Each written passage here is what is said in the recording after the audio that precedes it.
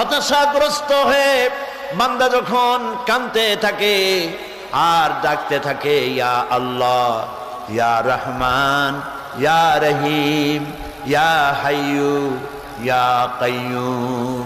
একটুখানি তাহাজ্জুদে ওঠেন, গভীর রাত্রে ঘরের সবাই যখন ঘুমানো, আপনি তখন উঠুন, উজু করে একা একই রুমের ভিতরে ঢুকে তাহাজ্জুদের নামাজ আদায় করে চোখ বন্ধ করে যদি ডাকতে থাকেন মধুর সুরে, ইয়া আল্লাহু, ইয়া রহমানু, ইয়া রহিমু, ইয়া হাইয়ু, ইয়া কাইয়ুম।